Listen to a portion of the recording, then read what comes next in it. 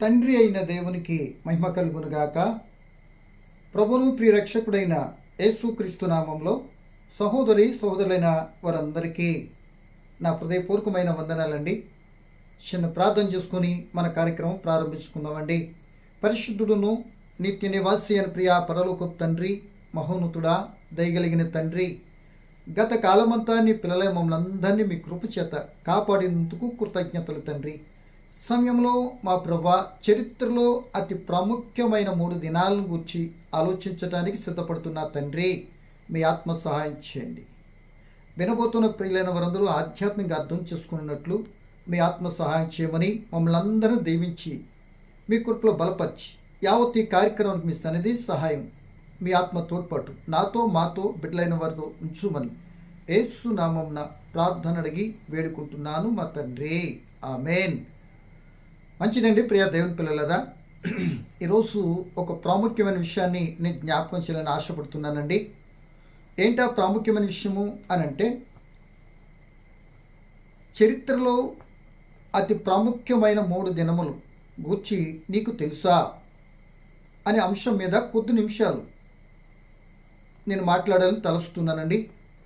ఏంటా ఆ 3 దినాలు అని కానీ మనం ఆలోచించేస్తే ప్రియమైన దేవుని పిల్లలరా, మొదటి రోజు యేసు ప్రభుల వారు మరణించినటువంటి రోజు శుక్రవారపు రోజు. రెండవ రోజు ఆయన సమాధిలో ఉన్నటువంటి రోజు సందిగ్ధపు రోజు, లేక ఆయన మరణానంతరపు రోజు అని కూడా అనవచ్చు. ఇక మూడవ రోజు మరణము నుండి లేపబడిన రోజు. ఈ 3 దినాలు చరిత్రలోనే ఎంతో ప్రాముఖ్యమైనటువంటి రోజులండి.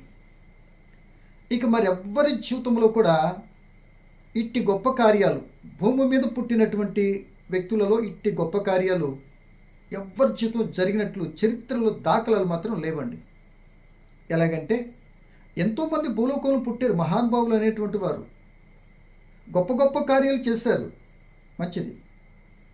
అందరిలాగానే వారు మరణించారు, వారు కూడా సమాధి చేయబడ్డారు. సో వారు మాత్రము మరణము నుండి తిరిగి లేచినట్లు దాఖలాలు చరిత్రలో ఎక్కడ లేవు. యేసు ప్రభు మరణం కానీ, ఆయన సమాధి కానీ, ఆయన తండ్రి చేత తిరిగి లేపబడటం కానీ, ఆ సమాధి నుండి తిరిగి లేచిన సంఘటన చరిత్రలో ఎవ్వరి జీవితంలో కూడా ఇంత ప్రాచుర్యము గడించలేదు. చరిత్రలో శిలాక్షరాలతో అంటారు చూడండి, ఆ చరిత్రలో అలా నిలిచిపోయినటువంటి రోజులే ఉన్నాయంటే ఈ 3 రోజులే. ఇంక అటువంటి రోజులు ఇక రావు, ముందు లేవు, ఇక ఉండవు. ఆ రోజులో జరిగిన సంఘటనలే మానవ జీవితాన్ని మలుపు తిప్పినటువంటి రోజులు, మానవుని యొక్క జీవితానికి ఒక రక్షణ తెచ్చినటువంటి రోజులుగా మనం వర్ణించుకుంటూ గత కొద్ది రోజులుగా ధ్యానించుకుంటానే వచ్చేవండి. ఏమండి, ఈరోజు ప్రియ దేవుని పిల్లలారా, ఈ 3 రోజుల గురించి క్లుప్తముగా కొద్ది మాటలుగా నేను చెప్పడానికైతే ఇష్టపడుతున్నానండి. మొట్టమొదటిది ఆయన మరణించిన రోజు. యేసు ప్రభువు వారు మరి ఏ రోజున పట్టబడ్డాడు, ఏ రోజున మరణించాడు అనేది కొద్దిగా మనం ఆలోచించాలండి. ఎందుకంటే చాలా పర్యాలు మనుషులుగా మనం మాట్లాడుకున్న మాట ఏంటంటే, ఆయన గురువారము పట్టబడ్డాడు అని అంటారు. నిజమా? ఎలా అండి? అంటే గురువారం పట్టబడితే గురువారం రాత్రి, శుక్రవారం రాత్రి, శుక్రవారం పగలు, అంటే 2 రోజులు తీర్పు తీర్చారా అన్నట్టు కనిపిస్తుంది కదా. కరెక్ట్ కాదండి. ఆయన పట్టబడింది మాత్రము ఆయన సాయంకాల సమయంలో ప్రవృత్తి భోజనం చేసిన తర్వాత రాత్రికాల సమయంలో గెత్సేమనే తోటలోనికి వెళ్ళారు కనుక ఆ గెత్సేమనే తోటలో పట్టబడింది రాత్రికాల సమయం. కనుక రాత్రికాల సమయం వచ్చింది అంటే యూదులు క్యాలెండర్ ప్రకారం, ఇశ్రాయేల్ యూద జాతి క్యాలెండర్ ప్రకారం వారికి రోజు ప్రారంభపు సాయంకాలపు రోజు రాత్రితో ప్రారంభమై ఏమండి పగటితో ముగింపు అవుతుంది ఒకరోజు. మనకి ఏమండి రాత్రితో ప్రారంభమై ఏమండి ఆ పగటితో ముగింపబడినట్లుగా వీళ్ళు పగలతో ప్రారంభమవుతుంది, రాత్రి అంటే సాయంకాలంతో ప్రారంభమై మరలా రాత్రికి సాయంకాలం ముగించబడుతుంది. అంటే ఉదయకాల పగటితో ముగింపు. మనకి రాత్రితో ప్రారంభమవుతుంది, అర్ధరాత్రితో వెనకటి రోజు వెళ్ళిపోతుంది, క్రొత్త రోజులకు వస్తున్నాం. అలాగే ఇశ్రాయేల్కి 6 గంటలు దాటిందంటే నూతన రోజులోనికి వారు వెళ్ళిపోయినట్లే. సో ఆయన 9, 8 మరి రాత్రికాల సమయం అంటే 6 గంటలు దాటింది కనుక గురువారము కాదు పట్టబడింది, శుక్రవారమే అనేది ఆటోమేటిక్గా మనకు అర్థమైపోతుంది. పట్టబడిన తర్వాత అన్ని విషయాలు మనం విన్నాం కనుక పట్టబడిన తర్వాత ప్రియ దేవుని పిల్లలారా, మతపరమైనవి 3 తీర్పులుగా, మరి రోమ ప్రభుత్వపరమైనవి 3 తీర్పులుగా తీర్చబడినట్లుగా నేను కూడా మరి యూట్యూబ్లో పెట్టానండి. సో అవి జరిగిన తర్వాత ఎలాగంటే ఇక్కడ తీర్పులో ఒక విషయాన్ని మీకు జ్ఞాపకం చేయాలని ఆశపడుతున్నా. ఏంటి అంటే విషయము, సుప్రీంకోర్టు ఏం చేస్తుందంటే సుప్రీంకోర్టు న్యాయమూర్తిగా పిలాతు అనుకోండి, ఆయన గారు ఈయన నిర్దోషి యేసు ప్రభువు వారిని తీర్పు తీర్చారు. సో నిర్దోషి అని తీర్పు తీర్చిన తర్వాత రిలీజ్ చేసేయాలి. తెలుసుండి కూడా మరలా ఏం చేశాడంటే మరలా దిగువ కోర్టుకి అంటే హైకోర్టుకు పంపించినట్లుగా ఆయన మరలా నిర్దోషిని ఎక్కడ పంపించాడు తెలుసు, మరలా విచారణ చేయమని. నేను హైయెస్ట్ చేసినటువంటి దాన్ని నిర్దోషే, నువ్వు కూడా ఒకసారి చేయని కింద కోర్టుకు పంపించారు. సహజం కింద నుండి పైకి వెళ్తాయండి, పై నుండి కింద కూడా వస్తాయండి. సో ఈయన కూడా ఏం చేశాడు, హేరోదు అంటే నా పరిధికి సంబంధించింది కాదు ఇది ఈ కేసు, గలిలయుడు కనుక గలిలయకు అధిపతి హేరోదు కనుక హేరోదు దగ్గర పంపించాడు. ఆయన కూడా విచారణ చేశాడు. ఆయన కూడా ఏ నేరం ఏ దోషం ఆయనలో కనబడలేదు. మరలా తిరిగి ఎక్కడ పంపించాడు, మరలా సుప్రీంకోర్టు పిల్లల దగ్గరికి పంపించాడు. అంటే ఆ తీర్పులు తీర్చిన సందర్భంలో కూడా ఇశ్రాయేల్ భయంకరమైన అన్యాయపు తీర్పులు తీర్చేశారు. అర్ధరాత్రి సమయంలో ఏ కోర్టు దేశ చరిత్రలో తీర్చదండి. ఒకటి, మతపరమైన తీర్పుల్లో ధర్మశాస్త్ర ప్రకారం 2-3 సాక్షులు ఉండాలి, వాది ప్రతివాది మధ్య జరిగినటువంటి విధానము వినాలి. అదేదీ లేదు.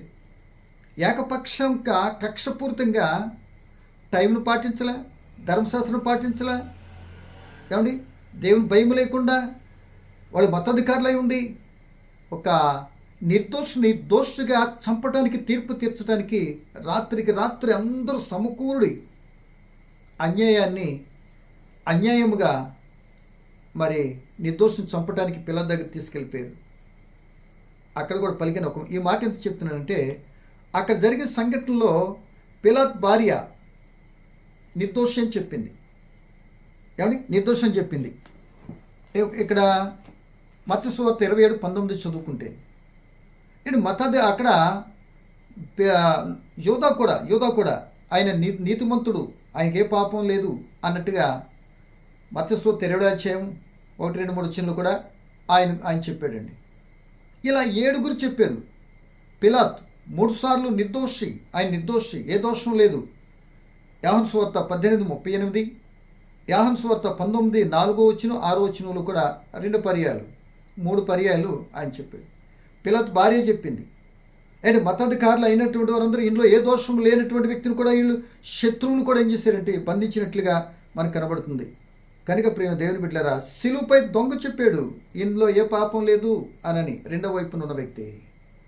ఇకపోతే సిలువ క్రింద ఉన్న శతాధిపతి కూడా చెప్పాడండి ఏ దోషం లేదు. ఏ దోషం లేకపోయినా, ఏ దోషంలో లేదని తెలిసినా ఒక జడ్జి గారు దేశ చరిత్రలో శిక్ష విధించినట్లు ఎక్కడ ఉన్నాయా? ఇక్కడ సత్యాన్ని గమనించాలి. ఆ జడ్జి గారికి ఎంత వాస్తవం తెలిసినా వాది ప్రతివాదులు వాదించుకున్న తీర్మానం బట్టి తీర్పిస్తారు సహజంగా. ఎందుకంటే చూడరు కనుక కళ్ళకి గంతలు కడతాం. అందుకేనేమో ఏం చేస్తారు, వింటారు అంతే, వినిన దాన్ని బట్టే. ఏమండి కనుక వినింది వాస్తవావస్థల సంగతి వినినటువంటి ఎవరు వాది ప్రతివాదులు వాదింపుపై తీర్పు ఉంటుంది. అక్కడ ఏది జరగలేదు ప్రభుకి ఏకపక్షంగా. కనుక మొత్తం ఎట్టిగేళ్లకు నిర్దోషి అయినటువంటి వారిని తీర్పు తీర్చి చంపారంటే ప్రేమ దేవుని పిల్లలరా, వారికి వారే ఈ శత్రుత్వ మతాధికారులు వారి మీద వారి పిల్లల మీద, మేము పోయేది కదా మా పిల్లలు కూడా పోవాలి ఆ యొక్క పనికి. అంటే అన్యాయంగా చేస్తాం కదా, పనికొచ్చేది కదా అది. కనుక ప్రేమ దేవుని పిల్లలరా, ఇక్కడ ఏం మాట్లాడుతున్నారంటే ఆ మతాధికారులుగా అయినటువంటి వారు కూడా ఈ యొక్క దోషం ఏదైనా ఉంటే పిలాతు గారు మా మీద మా బిడ్డల మీద ఉండును గాక, నువ్వు కానీ శిక్షించేయి, మాకు చంపే అధికారం లేదు, మేము ఏదైనా రాళ్ళతో కొట్టి చంపొచ్చు, కానీ ఆ యొక్క శిలువ పైన మరి చంపేటట్టు అధికారం మీకు మాత్రం ఉంది కనుక అందుకే మీ దగ్గర తీసుకొచ్చాం అంటారు. ఆ దోషం తీసుకున్నారు. పిలాతు కూడా నీతిని న్యాయపీఠం మీద కూర్చొని నీతిని జరిగించవలసిన సమయంలో న్యాయపీఠం అని చెప్పబడినట్టు ఆ స్థానంలో కూర్చొని నీతిమంతునికి అన్యాయపు తీర్పు తీర్చాడండి పిలాతు గారు. అంటే ఈయన దోష అయ్యి ఉండి నిర్దోషికి తీర్పు తీర్చడం కారణంగా తనకు తానే అపరాధం చేసిన తీర్పు తీర్చుకున్నట్లుగా మనం గ్రహించవచ్చండి. అందుకేనండి కొద్ది దినాలు ముందుకెళ్తే ఆ యొక్క పిలాత్ ఆ పదవి భ్రష్టులు అయినట్లుగా ఆత్మహత్య చేసుకున్నట్లుగా చరిత్రలో పండితులు చెప్తూ ఉంటారండి. ఇకపోతే మతాధికారులైనటువంటి వారు ఆ యొక్క శిక్షలు పిల్లల మీద ఉండాలని వాళ్ళు కోరుకున్నారు కనుక చివరాఖరికి యేసు ప్రభు చంపిన తర్వాత ఏమండి వాళ్ళకి విమోచన వస్తుందని వాళ్ళ కొరకు చనిపోతే వాళ్ళు ఏమైంది తెలిసే వాళ్ళు ప్రధాన యాజకత్వం మొత్తం టోటల్గా రద్దు చేయబడింది ఒకటి. ఇక తర్వాత కొద్దిగా ముందుకెళ్తే టోటల్గా మందిరమే లేకుండా పోయింది.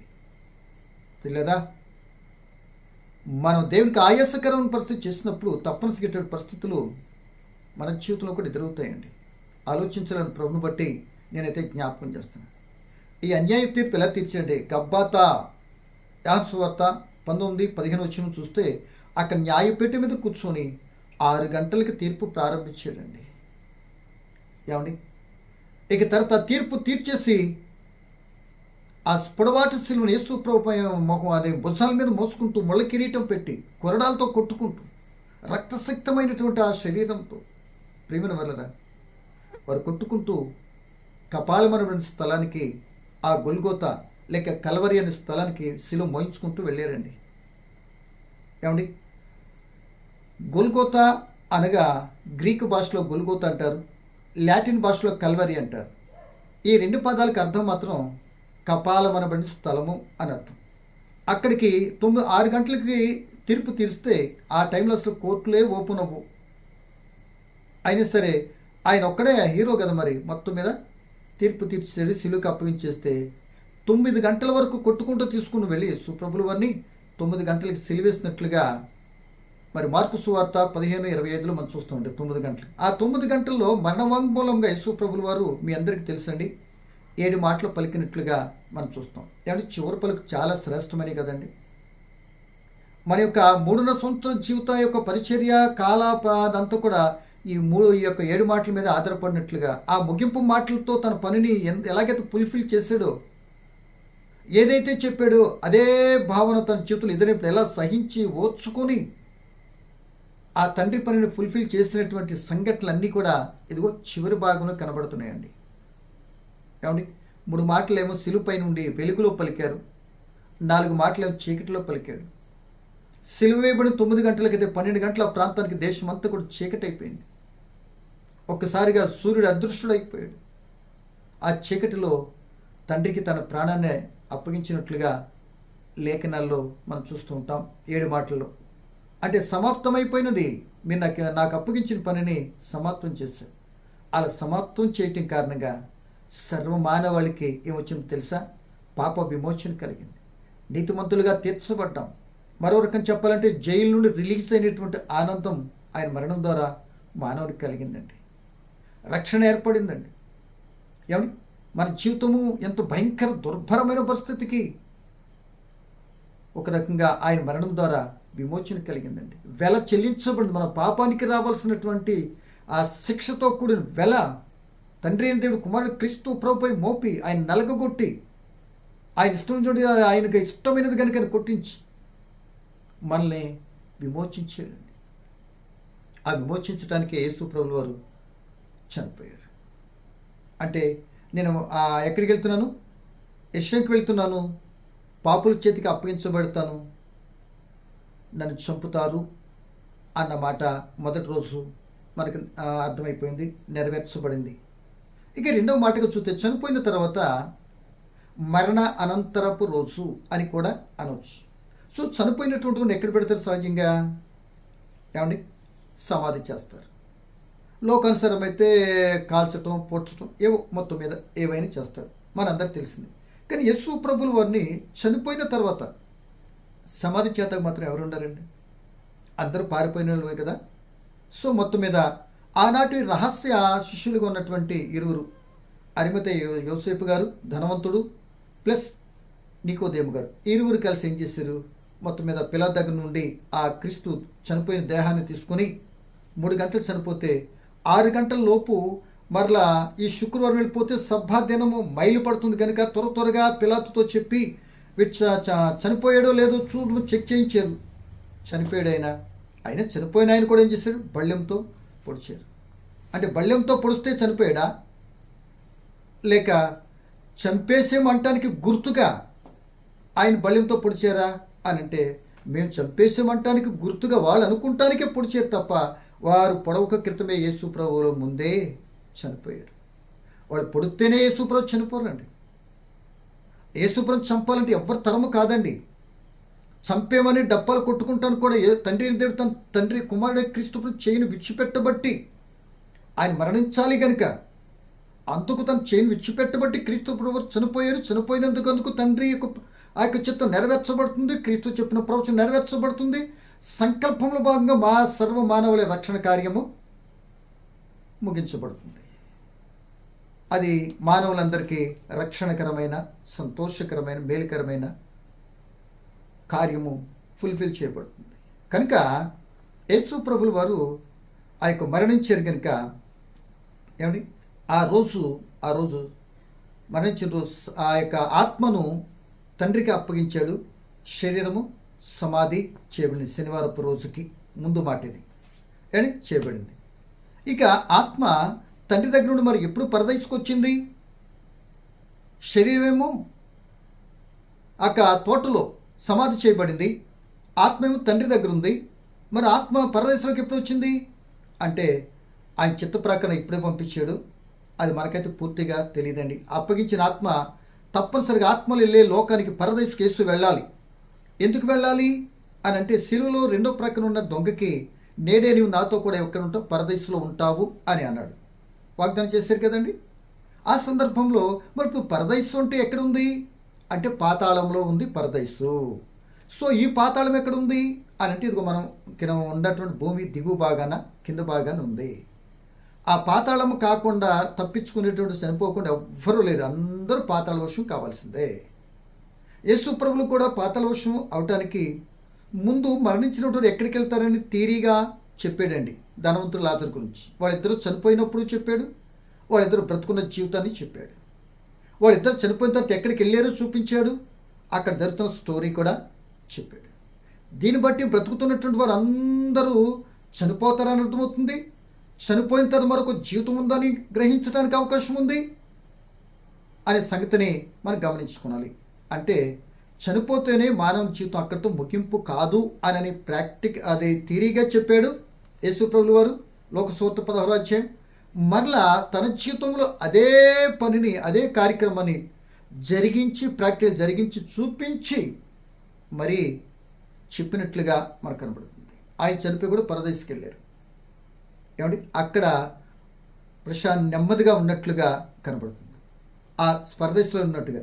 కానీ ఈలోపు ఇక్కడ ఉన్నటువంటి సమాధి ఉంది కదా, ఈ విషయము మతాధికారులకి, ప్రియమైన వర్లరా, మతాధికారులకి జ్ఞాపకం ఉంది. ఈ 3వ దినాన్ని లేస్తానన్నాడు అని జ్ఞాపకం. పిల్లల దగ్గరికి వెళ్ళి ఆ సమాధిని కాపలా పెట్టి మంచి ఫుల్ సెక్యూరిటీ ఏర్పాటు చేశారు. దానికి ముద్రలు వేశారు. కానీ ఎన్ని ముద్రలు వేసినా, ఎన్ని చేసినా, ఎంత కాపలా పెట్టినా ఏమండి యేసు ప్రభు ఆ మరణము నుండి తిరిగి ఆపటం తరమవుద్దా?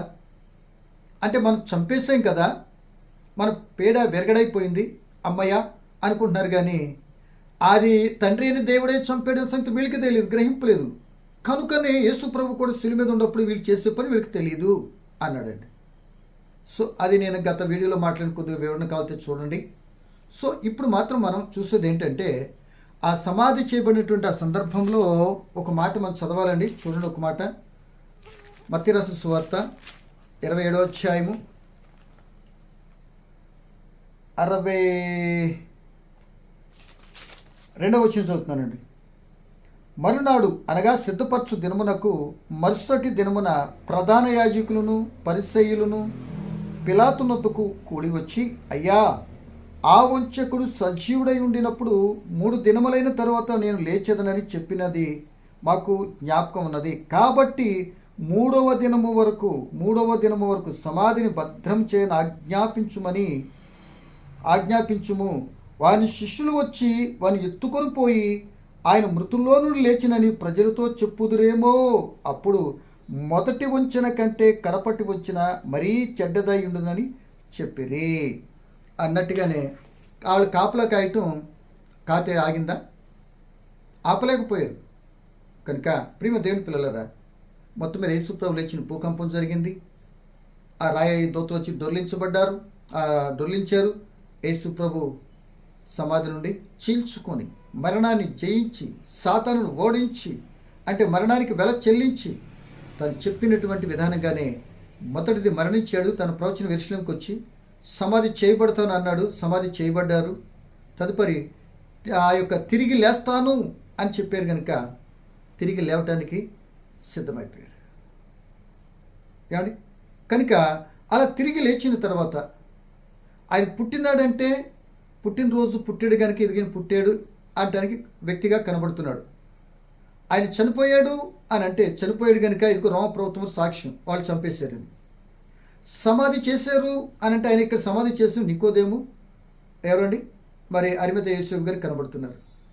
సరే, ఇప్పుడు తిరిగి లేచినట్టు సాక్ష్యం ఏది? ఏమండి? అసలు ఏ సాక్ష్యం లేకుండానే తప్పింపు చేసేటటువంటి రకం కదా యూదులు. సో ఇప్పుడు ఇది ఈ యొక్క సాక్ష్యం బయట అప్పటికే యేసుప్రభు శిష్యులు ఎత్తుకెళ్ళిపోయారు. టాకు వెళ్ళిపోయింది సమాజంలోనికి. యేసుప్రభు శిష్యులను వచ్చి ఎత్తుకెళ్ళిపోయారట, అందుకే సమాధి ఖాళీగా ఉంది అన్నట్టుగా టాక్ వెళ్ళిపోయింది. అబద్ధం చాలా స్పీడ్గా స్ప్రెడ్ అవుతుందండి. అందుకే పెద్దోళ్ళు నిజం నిలకడ మీద వెళ్తుంది. కానీ ఎంత స్పీడ్గా వెళ్ళిందో అబద్ధము ఒక్కసారిగా కూకటి వెళ్తూ కూలిపోద్ది.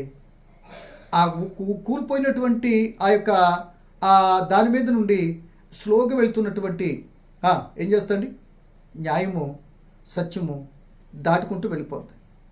కనుక ఈ సమయంలో యేసు ప్రభుల వారిని తిరిగి లేచిన తర్వాత సాక్ష్యం తనకు తానే సాక్షిగా తిరిగి లేపబడతానని చెప్పిన ఆయన సాక్ష్యం చెప్పేది ఎవరు? అందరూ పారిపోయారు. సమాధి చేయడానికి ఎవరు లేరు. ఎరువురు వచ్చారు, మీ అందరూ తెలిసిందే.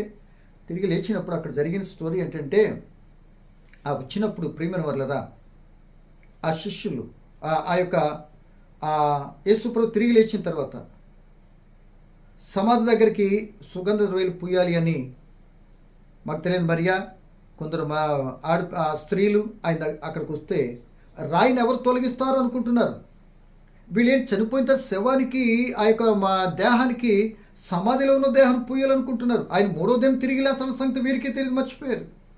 అందుకే మాట్లాడితే నా బోధకుని మా యేసుని ఎవరు ఎత్తుకొని వెళ్ళిపోయారు అని అంటారు. ఎక్కడ ఉన్నాడు చెప్పండి, నేను మోసుకొచ్చుకుంటాను అంటే మోసుకొస్తుందండి? మోసుకురాలేదు. కానీ మరియకి యేసుప్రభు కనబడిన తర్వాత చెప్పిన మాట ఏంటి తెలుసా? మరియా అని అనగానే బోధకుడా రబ్బూని అని పిలిచి ఆయన అడిగింది, నా యేసుని ఎవరు ఎత్తుకుని వెళ్ళిపోయారు, ఆయన ఎక్కడ దాచారు చెప్పండి, ఎత్తుకెళ్ళిపోతాను అని అడగండి. మరియా ఆయన నన్ను మోసుకెళ్ళొద్దు, కానీ నేను లేచి నేను వార్తన మాసం తీసుకొని వెళ్ళి శిష్యులు చెప్పు అన్నాడండి యేసుప్రభు. అంటే మార్తమ్మ గారు మరియా యేసుప్రభు పునరుద్ధాన వార్తను శిష్యులకు చెప్పినటువంటి గొప్ప వ్యక్తి అండి. కనుక అలా యేసుప్రభుల వారు శిష్యులైనటువంటి వారికి తనతో సజీవుని కనపరుచుకుంటానికి, నేను బ్రతికున్నానని వీళ్ళు ఎవరైతే చంపేసామనుకున్నటువంటి వాళ్ళందరికీ గుండు జల్లుమనేటట్టుగా వాళ్ళు సత్యాన్ని అన్నట్టుగా నెరవేర్చినటువంటి విషయాన్ని సత్యునిగా తెలియపరచడానికి 40 దినాలు యేసు ప్రభుల వారు మరణం నుండి తిరిగి లేపబడి పరదేశం నుండి భూమి మీదకి వచ్చి 40 దినాలు తాను సజీవునిగా అనేక సంఘటనలు, అనేక సందర్భాలలో, స్థలాలలో, అనేక మంది వ్యక్తులకు, గ్రూపులకు, ఏమండి సందర్భ పరిస్థితులు వేరువేరుగా ఒక్కొక్కరికి 7గురికి 10 మందికి ఇలా అనేక సందర్భాలు 500 మందికి కనబడి తను సజీవునిగా కనపరుచుకొని ప్రియమైన వాళ్ళరా మరలా ఆ శిష్యులు చెదిరిపోయిన వాళ్ళందరూ కూడా కూడగట్టి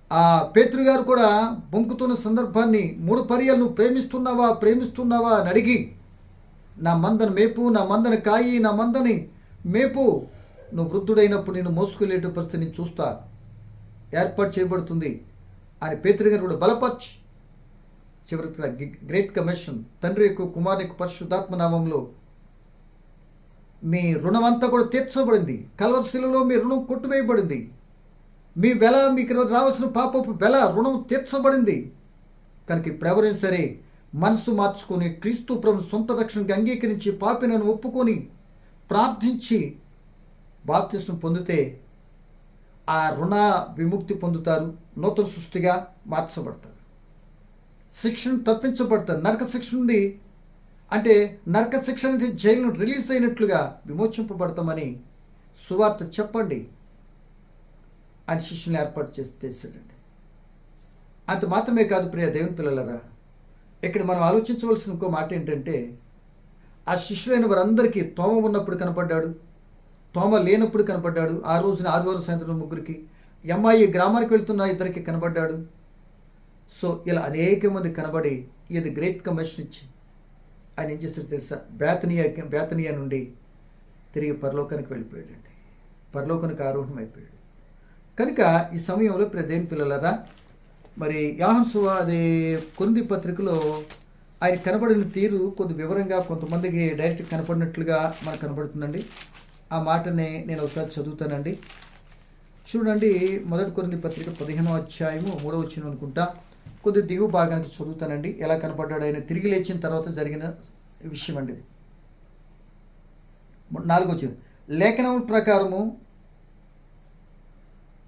3వ వచనం అండి, నాకు ఇయ్యబడిన ఉపదేశమును మొదట మీకు అప్పగించి తిని, అదేమనగా లేఖనం ప్రకారం క్రీస్తు మన పాపముల నిమిత్తము మృతి పొందెను, సమాధి చేయబడిను, లేఖనముల ప్రకారము 3వ దినమున లేపబడిను, ఆయన కేపాకును తరువాత 12 మందికి కనబడెను. అటు పిమ్మట 500 మందికి ఎక్కువైన సహోదరులకు ఒకే సమయమందు కనబడెను. వీరిలో అనేకులు ఇప్పటి వరకు నిలిచి ఉన్నారు, కొందరు నిద్రించిరి. తరువాత ఆయన యాకోబుకును అటు తరువాత అపోస్తులందరికీ కనబడెను. అందరికీ కనపట ఆ కాలమందు పుట్టిన నాకును కనబడెను. ఇలా ఈ విధంగా అనేక మందికి కనబడి 40 దినాలు ఆయన తను అది అపోస్తుల గారి 1వ అధ్యాయంలో మనకి మాట చూస్తామండి. 40 దినాలు ఆయన కనబడి తనతో సజీవంగా చేసుకుని గలిలయ ప్రజలు చూస్తూ ఉండగా బేతనియా నుండి తిరిగి ఆయన పరలోకానికి ఆరోహణమయ్యేటప్పుడు మారు మనసును ప్రకటించండి. మీరు పరిశుద్ధాత్మ కొరకు కనిపెట్టండి. ఆత్మ వచ్చిన తర్వాత మీరు ఏం చేయాలి? నాకు సాక్షులుగా లోకంలో మీరు బ్రతకండి. నేను మరణించాను, సమాధి చేయబడి తిరిగి లేచాను. ఎందుకు అంటే సర్వమానవాళి పాపము విమోచన కొరకే నేను లేచాను. మీ పాపాలన్నీ కూడా విమోచింపబడ్డాయి, ఎప్పుడో వెల చెల్లించబడి మీ బాకీ తీర్చబడిపోయింది కనుక మీరు ఫ్రీ అవ్వచ్చు. ఇలా చేసి మనసు మార్చుకొని తప్పు తెలుసుకొని క్షమాపణ అడిగి మీ రుణము నుండి విముక్తి పొంది మీరు నూతన జీవితం జీవించవచ్చు. మరణముతోనే జీవితం ముగింపు కాదు, మరొక జీవితం ఉంది అని యేసు ప్రభు ద్వారా తెలుస్తుంది. ఆయన చెప్పిన బోధన బట్టి కూడా మనకు అర్థమవుతుంది. అంటే దీనికి చక్కటి ఉదాహరణ ఏంటంటే మన గొంగళ పురుగు చీతకొక చిలుక తెలుసు కదండి. అంటే గొంగళ పురుగు భయంకరమైనటువంటి జీవితము, అది తనకు తాను గూడు కట్టుకొని చచ్చిపోయినట్టుగా బయటికి ఊపిరాడకుండా ఉండి మళ్ళీ ఒక నూతన సృష్టిగా చీతకొక చిలుకగా పైకి ఎగిరే జీవిగా వస్తుంది. అంటే ఒకే ప్రాణము 2 జీవితాలు, ఒకే మనం జీవితాన్ని కలిగి ఉన్న 2 జీవితాలు మనకు కూడా కనబడుతున్నాయి. జీవితం మరణంతోనే అంతం కాదు, ఆత్మకి చావు లేదు కనుక అది చనిపోయిన తర్వాత వేరే లోకంలోనికి, అదృశ్య లోకంలోనికి తప్పనిసరిగా వెళుతుంది అని క్రీస్తు ప్రభు ద్వారా మనకు అర్థమవుతుంది.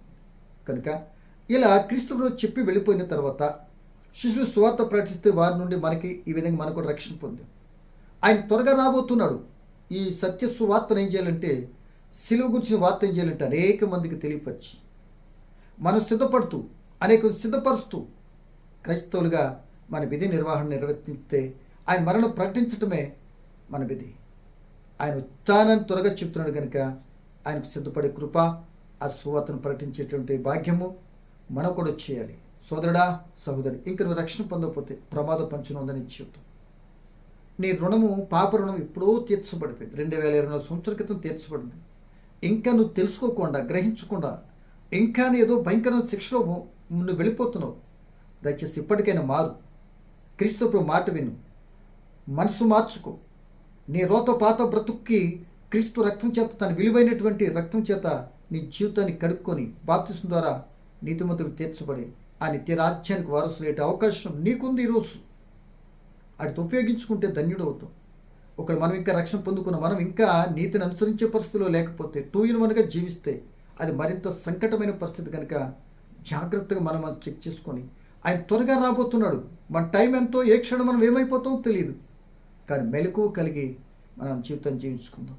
మన పాపం నుండి మనం విమోచింపబడ్డామంటే, ఆయన పునరుద్ధానుడే లేచాడంటే, ఆయన మరణాన్ని జయించాడంటే ఆ మరణ సాదృశ్యమే ఈరోజు మనకు బాప్తిసం.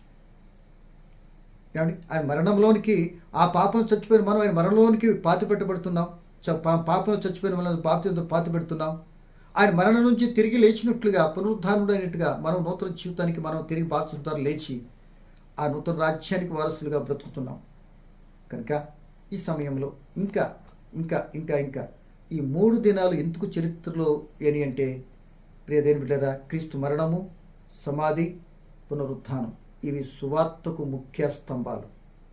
ఇవి చెప్పితేనే సువార్త. ఇదే సువార్త. క్రీస్తు మరణము, సమాధి, పునరుత్థానం. ఈ రోజున క్రీస్తు పుట్టినరోజు, చనిపోయిన రోజు, లేకపోతే ఆ తిరిగి లేచిన రోజు పండుగలుగా చేసుకొని విడిచిపెట్టేస్తూ ఆయన పునరుద్ధానం ప్రకటించే విషయంలో చాలా వరకు మరుగున పడిపోతుంది. అలా కాకుండా మరి పునరుద్ధానాన్ని కూడా తిరిగి లేచాడు అని చెప్పడం సువార్తలో ఉన్నటువంటి ఒక భాగం కనుక అది కూడా చెప్పే బిడ్డలకు ఉండే కృప దేవుని పిల్లలు మనకి కోరుకుంటూ ఈయన మాటలు ముగిస్తున్నాను. పరమ తండ్రి, నీకు వందనాలు.